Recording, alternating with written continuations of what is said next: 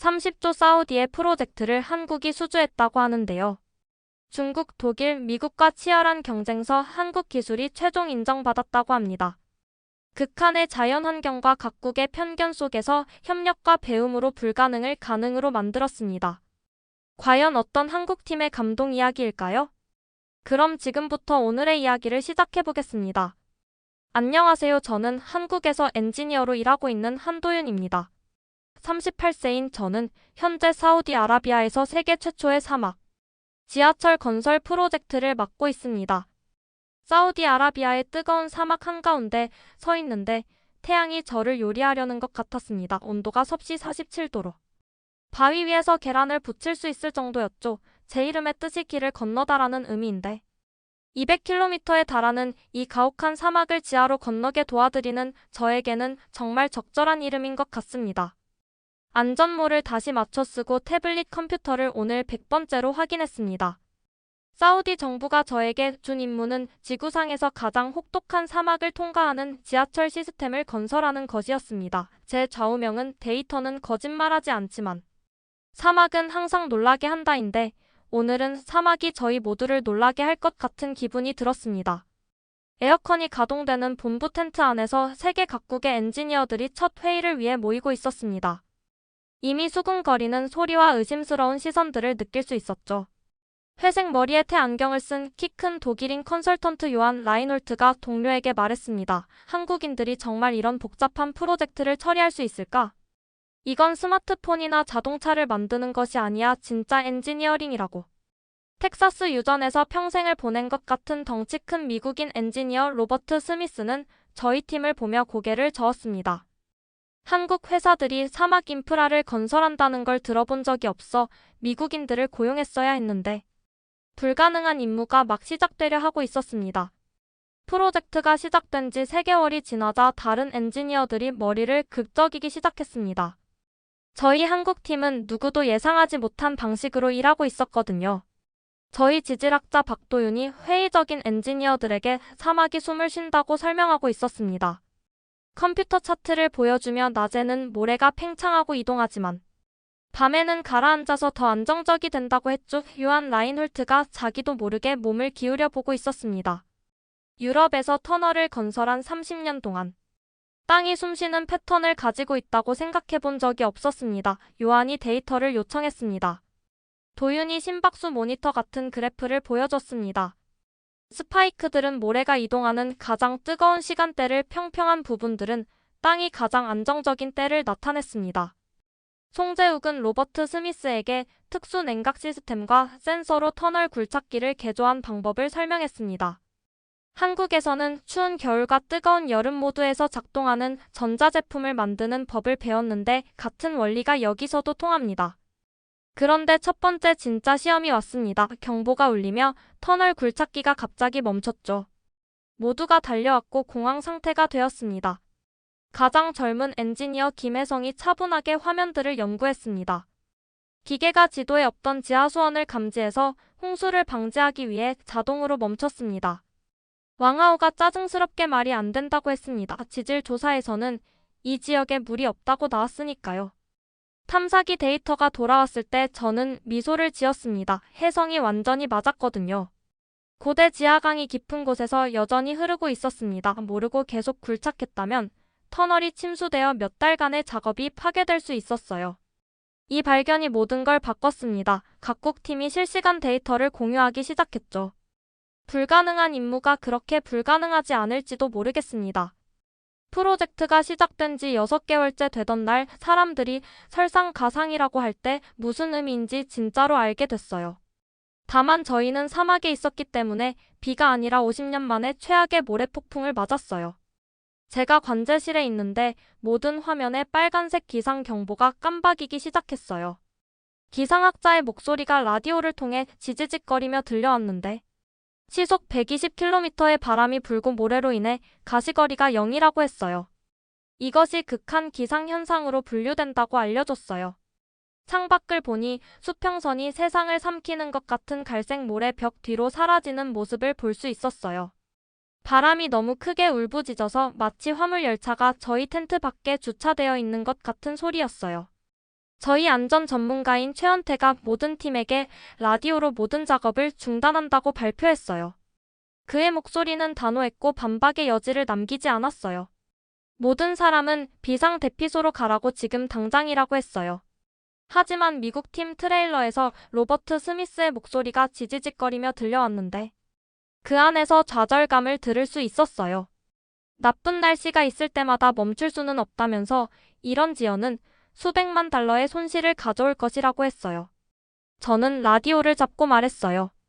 스미스 씨 장비는 교체할 수 있지만 사람은 그럴 수 없다고 저희는 기다린다고 했어요.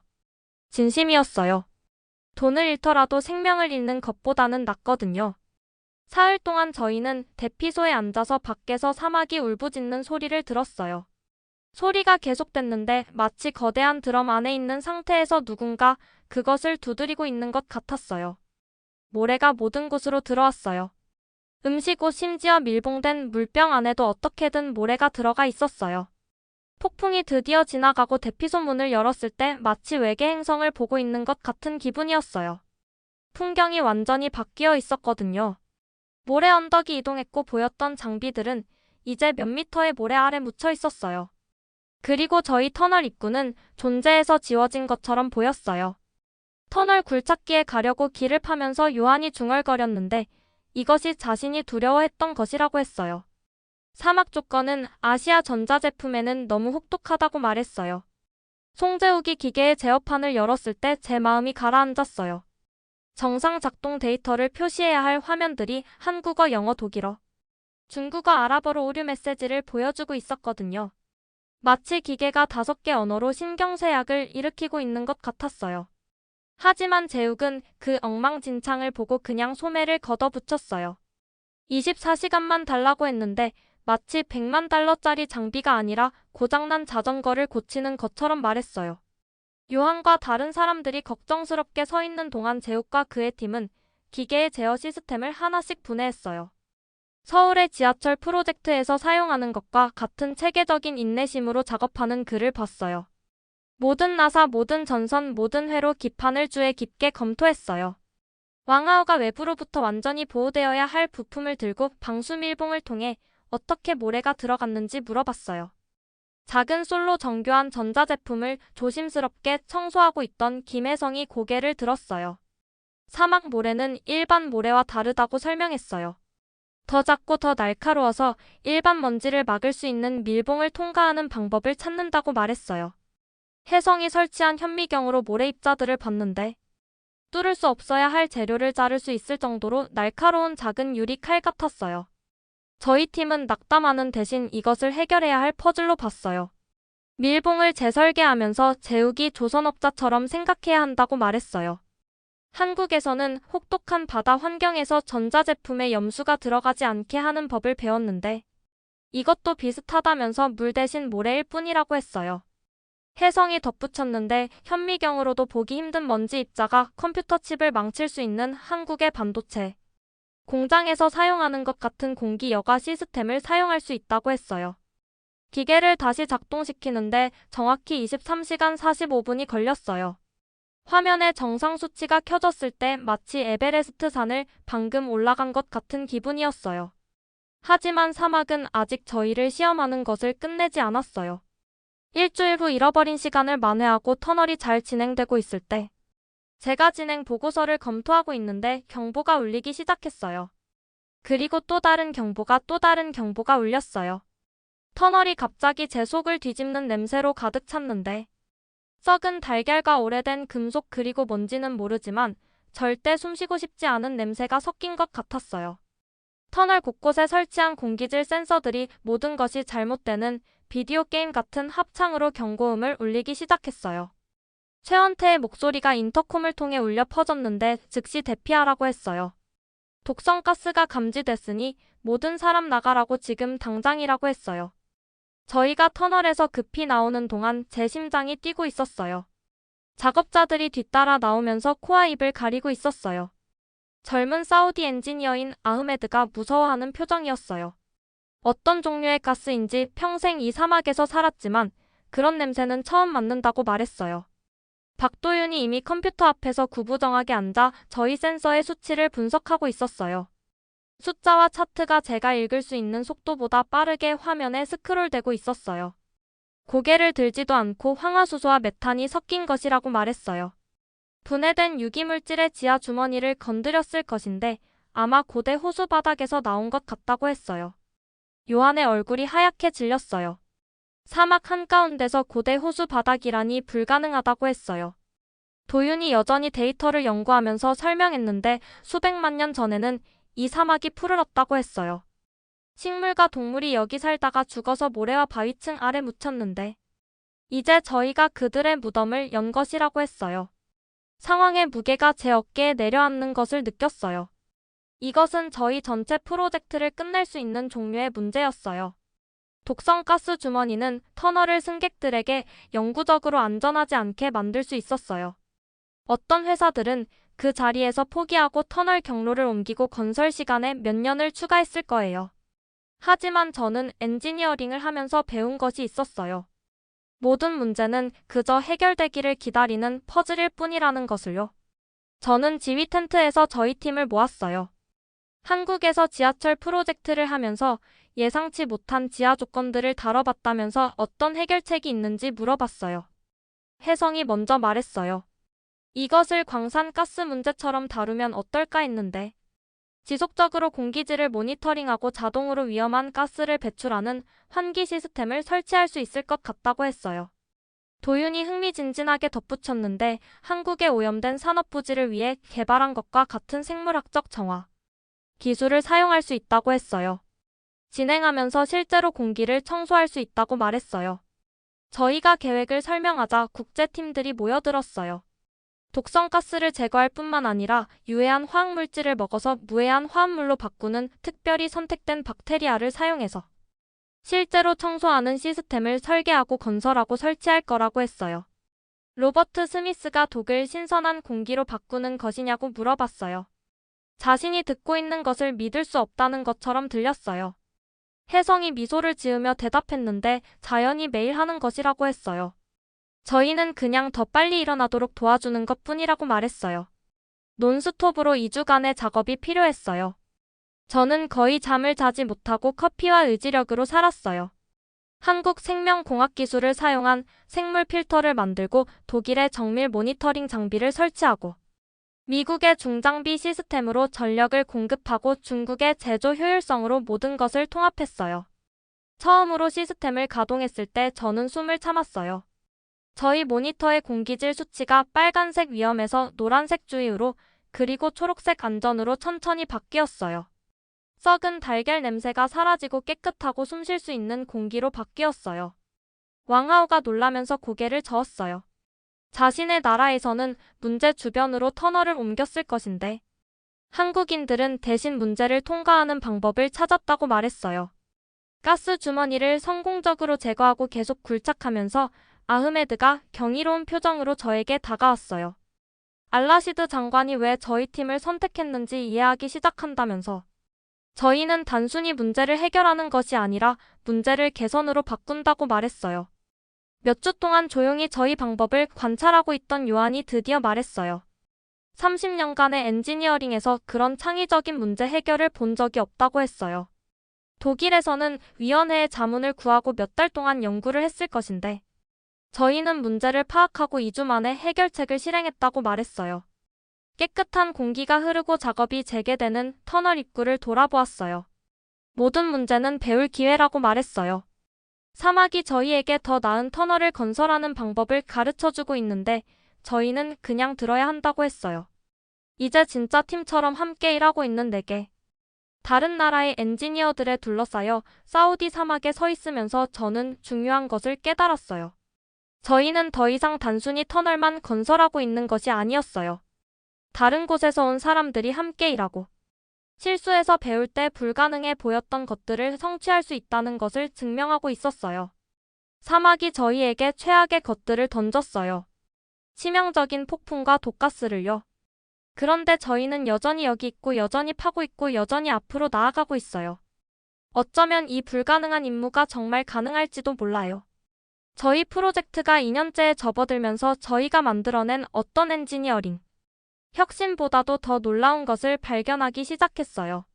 서로 다른 팀들이 더 이상 단순히 함께 일하는 것이 아니라 제가 전혀 예상하지 못한 방식으로 서로에게서 실제로 배우고 있었어요. 이것은 아침 회의 중 하나에서 젊은 사우디 엔지니어인 아흐메드가 수줍게 손을 들었을 때 시작되었어요. 몇 달 동안 그가 조용한 관찰자에서 말하는 것을 두려워하지 않는 사람으로 성장하는 것을 지켜봤어요. 이 사막에 살았던 고대인들은 지하에서 시원하게 지내는 방법을 알고 있었다고 말했어요. 근처에 전기 없이도 여름에 시원하게 유지되었던 오래된 건물들의 유적이 있다고 했어요. 가스위기 이후로 새로운 아이디어에 훨씬 더 개방적이 된 요한이 관심을 보이며 몸을 앞으로 기울였어요. 아흐메드에게 더 자세히 말해달라고 했어요.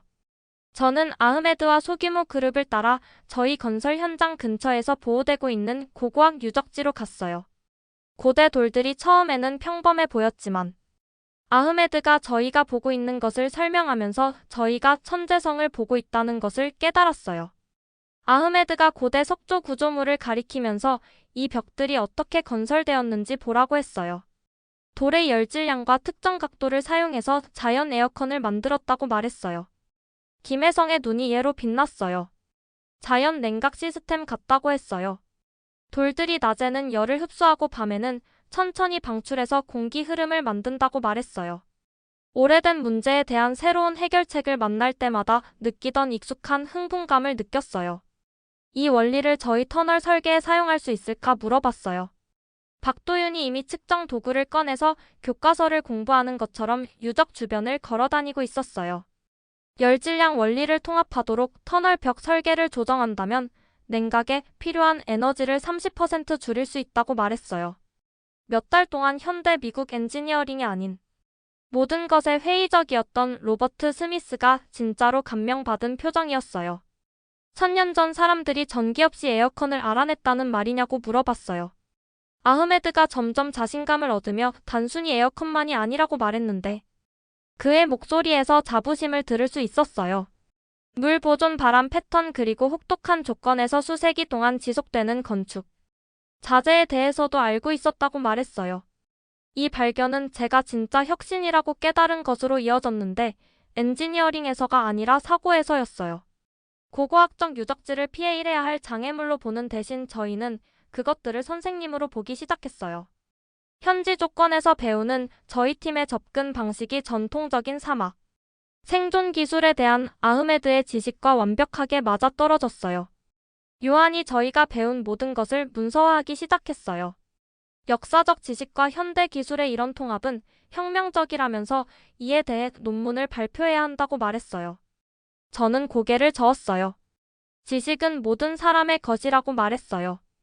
이 프로젝트가 끝나면 다른 사막 도시들이 혜택을 받을 수 있도록 저희의 모든 혁신을 오픈소스로 공개할 거라고 했어요. 어느 날 저녁 식사를 하면서 왕아우가 제가 그에게서 들을 것이라고 전혀 예상하지 못한 말로 저를 놀라게 했어요. 저희 한국팀이 건설에 대한 자신의 생각을 바꿨다고 인정했어요. 중국에서는 종종 속도와 규모에 집중하는데 저희가 이해와 적응이 똑같이 강력할 수 있다는 것을 보여줬다고 말했어요. 문화 교류가 이제 양방향으로 흐르고 있었어요. 저희 한국팀은 사우디 동료들로부터 환대의 중요성을 배웠어요. 책상에서 빠른 식사를 하는 대신 편안한 분위기에서 문제와 해결책을 논의할 수 있는 더 긴 식사를 함께 나누기 시작했어요. 독일 팀에서는 미래 엔지니어들에게 도움이 될 체계적인 문서화를 배웠어요. 미국인들에서는 대규모 물류 조정을 위한 프로젝트 관리 기술을 배웠어요. 중국인들에서는 대규모 팀을 효율적으로 관리하는 방법을 배웠어요. 하지만 가장 중요한 선생님은 여전히 사막 자체였어요. 지하 깊숙이 작업하면서 땅의 역사책 같은 층들이 있다는 것을 발견했어요. 각 층은 서로 다른 기후 시대의 이야기를 들려줬는데 사막이 습했던 때, 오늘보다 더 건조했던 때, 고대 바다로 덮여 있었던 때들 말이에요. 도윤이 주간 회의 중 하나에서 전체 팀에게 설명했는데 사막은 빙하기 화산 폭발 그리고 극적인 기후 변화를 견뎌냈다고 했어요. 저희의 터널도 똑같이 오래 지속되도록 건설되어야 한다고 말했어요. 이 깨달음이 저희가 모든 것에 접근하는 방식을 바꿨어요. 저희는 더 이상 현재 조건만을 위해 건설하는 것이 아니라 100년이나 200년 후에 존재할 수도 있는 조건을 위해 건설했어요. 잠재적인 집안 이동의 영향을 받을 수 있는 지역을 보강하고 미래의 홍수 가능성에 대비한 배수시설을 설계하고 다른 기술을 가진 미래 세대들이 운영할 수 있는 유지보수 시스템을 만들었어요. 아흐메드는 이제 저희 엔지니어링 팀의 정식 멤버가 되었는데 더 이상 단순한 관찰자가 아니라 진짜 기여자였어요. 어느 날 할아버지가 항상 최고의 건축가는 손자의 손자들을 생각한다고 말했다면서 저희가 아직 태어나지 않은 사람들을 위해 건설하고 있다고 말했어요. 터널링의 중간 지점을 통과하면서 할리드 알라시드 장관이 현장을 방문했어요. 그가 저희 작업을 둘러보는 동안 그의 표정을 지켜봤는데 저희의 진행 상황뿐만 아니라 자신이 보고 있는 것에 놀라고 있는 것을 볼 수 있었어요. 한국, 독일, 미국, 중국, 사우디 엔지니어들이 몇 년 동안 팀이었던 것처럼 함께 일하고 있는 모습 말이에요. 나중에 그가 요한과 사적으로 이야기하는 것을 우연히 들었어요. 처음에 이 한국 회사를 선택했을 때 어떤 사람들이 자신의 결정에 의문을 제기했다고 말하고 있었어요. 한국인들은 사막 메가 프로젝트 경험이 없다고 말했다면서 하지만 도윤 씨의 접근법에서 무언가를 볼 수 있었다고 했어요. 단순히 해결책을 강요하기보다는 배우고 적응하려는 의지였다고 말했어요. 요한이 고개를 끄덕였고 그가 다음에 한 말을 듣고 놀랐어요. 장관님께 고백하자면 자신도 그런 회의론자 중 하나였다고 말했어요. 하지만 이 프로젝트가 최고의 엔지니어링은 모든 답을 아는 것에서 나오는 것이 아니라 올바른 질문을 하고 모든 사람에게서 심지어 사막 자체에서도 배울 만큼 겸손한 것에서 나온다는 것을 가르쳐줬다고 했어요. 기계 소리와 같은 목표를 향해 일하고 있는 5개 다른 나라의 엔지니어들의 목소리로 둘러싸인 저희 터널에 서서 저희가 단순한 교통 시스템보다 더 중요한 것을 건설했다는 것을 깨달았어요. 저희는 문화 간의 다리를 건설했고 그 다리들은 저희가 사막을 통해 파고 있는 터널보다도 더 오래 지속될 거예요. 이 불가능한 여정이 시작된 지 3년 반 후 시원한 12월 아침에 관제실에 서서 모니터로 제가 본 것 중 가장 아름다운 광경을 보고 있었어요. 터널 굴착기가 막 마지막 바위 벽을 뚫었고 처음으로 신선한 공기가 전체 200km 지하 시스템을 통해 흐르고 있었어요.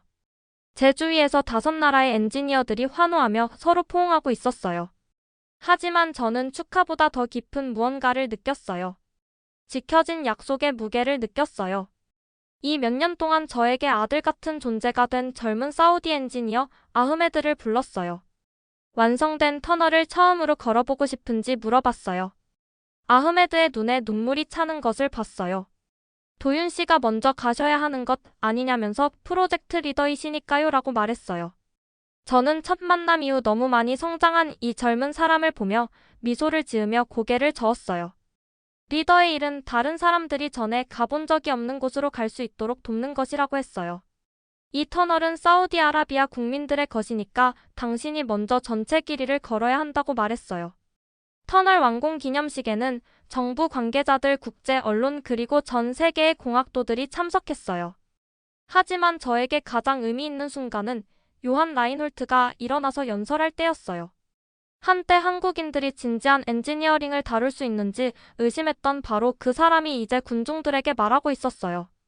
요한이 기념식장을 가로질러 목소리를 전하며 시작했는데 이 프로젝트가 시작됐을 때 자신은 좋은 엔지니어링이 어떤 것인지 안다고 생각했다고 했어요. 독일의 정밀함, 미국의 파워훅은 중국의 효율성에 관한 것이라고 생각했다고 말했어요. 하지만 한국팀이 최고의 엔지니어링은 완전히 다른 것에 관한 것임을 가르쳐줬다고 했어요. 겸손함, 적응력 그리고 주변의 모든 사람들로부터 작업하고 있는 환경으로부터도 배울 용기에 관한 것이라고 말했어요. 그가 잠시 멈추고 저를 직접 바라봤는데 감정으로 가슴이 조여오는 것을 느꼈어요. 한국팀은 단순히 터널을 건설한 것이 아니라 다리를 건설했다고 했어요. 서로 다른 문화들 사이, 서로 다른 문제 해결 접근법들 사이, 그리고 무엇이 가능한지에 대한 서로 다른 사고방식들 사이의 다리를 말이에요. 로버트 스미스가 동의하며 고개를 끄덕였어요. 전 세계 프로젝트에서 일해봤지만 이런 것은 본 적이 없다고 말했어요. 한국인들은 단순히 자신들의 기술을 수입한 것이 아니라 모든 사람의 최고 아이디어를 결합해서 새로운 기술을 창조했다고 했어요. 왕하오는 자신이 배운 것에 대한 정식 프레젠테이션을 준비했어요. 자신의 나라에는 산을 오르는 가장 빠른 방법은 똑바로 올라가는 것이라는 속담이 있다고 했어요. 하지만 한국의 접근법이 때로는 가장 빠른 방법은 먼저 산을 이해하고 산의 자연 구조에 맞서는 것이 아니라 함께 작용하는 길을 찾는 것임을 가르쳐줬다고 말했어요.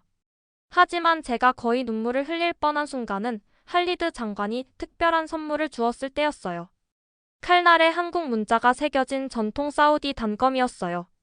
장관이 그 아름다운 무기를 두 손으로 들고 말했는데 이 문자들이 한글로 약속 지키는 사람이라고 적혀 있다고 했어요. 처음 저희 사막에 왔을 때 대대로 이어질 것을 건설하겠다는 약속을 했는데 그 약속을 지켰을 뿐만 아니라 터널보다 더 가치 있는 것을 주었다고 말했어요. 그것이 무엇인지 진심으로 궁금해서 물어봤어요. 장관이 대답했는데 저희 사막을 존중하는 최선의 방법은 그것을 정복하는 것이 아니라 그것으로부터 배우는 것임을 보여줬다고 했어요. 다른 문화와 함께 일하는 최선의 방법은 저희 방법을 강요하는 것이 아니라 모든 사람의 강점이 함께 빛날 수 있는 방법을 찾는 것임을 보여줬다고 말했어요. 기념식이 끝나면서 아흐메드가 얼굴에 흥분과 긴장이 가득 쓰여진 채 저에게 다가왔어요. 서울에서 공학을 공부하는 것이 허가됐다면서 한국식 접근법을 배우는 것을 도와줄 수 있는지 물어봤어요. 이 젊은 사람이 저희가 그에게 가르친 만큼 저희에게도 가르쳐준 것을 생각하며 미소를 지었어요. 아흐메드에게 이미 한국식 접근법을 알고 있다고 말했어요. 그것은 한국인이 되는 것이 아니라 호기심을 갖고 겸손하고 모든 도전을 새로운 것을 배울 기회로 보려는 의지를 갖는 것이라고 했어요. 터널이 공식적으로 대중에게 개방된 것은 6개월 후였어요. 저는 첫날에 그곳에 있어서 수세기 동안 혹독한 사막으로 분리되어 있던 도시들을 연결하는 지하철을 타는 수천 명의 사람들을 봤어요. 기차들은 깨끗하고 조용하고 시원했어요. 환경과 조화롭게 작동하는 기술의 완벽한 예였어요. 하지만 제가 가장 자랑스러웠던 순간은 1년 후 서울의 제 사무실에 앉아 있다가 아흐메드로부터 편지를 받았을 때였어요. 그의 필체를 즉시 알아볼 수 있었고 그의 말을 읽으면서 마지막 돌파구를 지켜봤을 때 느꼈던 것과 같은 따뜻함을 느꼈어요. 편지에는 이렇게 쓰여 있었어요. 사랑하는 도윤 씨, 저희 사막 터널이 엔지니어링뿐만 아니라 어떻게 건설되었는지로 세계적으로 유명해졌다는 것을 알려드리고 싶었어요. 공학학교들이 국제협력과 환경 적응에 초점을 맞춘 저희 프로젝트에 대한 사례 연구를 가르치고 있어요. 하지만 가장 중요한 것은 사우디아라비아가 이제 세계의 사막 인프라 프로젝트를 더 계획하고 있고 저희가 선생님께 배운 협력적 방법들을 사용하고 있다는 것이에요. 저희는 그것을 사막 조화 접근법이라고 부르고 있어요. 환경에 귀 기울이고 관련된 모든 문화의 최선을 끌어내는 기술이에요. 선생님이 저희가 건설하도록 도와주신 터널은 승객들보다 더 많은 것을 운반해요. 서로 다른 문화의 사람들이 존중과 개방성으로 함께 일할 때 불가능해 보였던 것들을 성취할 수 있다는 메시지를 운반해요. 가장 강한 기초는 바위만으로 건설되는 것이 아니라 신뢰학습 그리고 지켜진 약속 위에 건설된다는 것을 보여주셔서 감사합니다. 편지를 다 읽고 나서 제가 엔지니어 경력을 시작했던 서울 도시를 내다봤어요. 내일이면 저는 다음 프로젝트를 계획하기 시작할 예정이었어요. 섬 공동체들을 연결할 동남아시아의 다리 시스템이었어요. 다시 한번 새로운 환경에 대해 배우고 새로운 문화와 함께 일하고 사람과 자연 모두에게 도움이 되는 기술을 건설하는 방법을 찾아야 했어요. 하지만 걱정되지 않았어요. 결국 그 사우디 사막에서 배웠듯이 모든 새로운 도전은 그저 세상과 그 안의 사람들에 대한 놀라운 무언가를 발견할 기회일 뿐이니까요. 그리고 아라비아 사막 어딘가에서는 강철과 콘크리트뿐만 아니라 호기심, 존중, 그리고 서로 다른 마음들이 공통의 목표를 향해 함께 일할 때 최고의 해결책이 나온다는 단순한 아이디어로 건설된 터널을 통해 기차들이 계속 순조롭게 운행되고 있었어요. 사막은 정말로 저희 모두에게 대대로 이어질 것을 건설하는 방법을 가르쳐줬어요. 단순히 지하터널뿐만 아니라 앞으로 몇 년 동안 문화들을 연결할 이해의 다리들을 말이에요.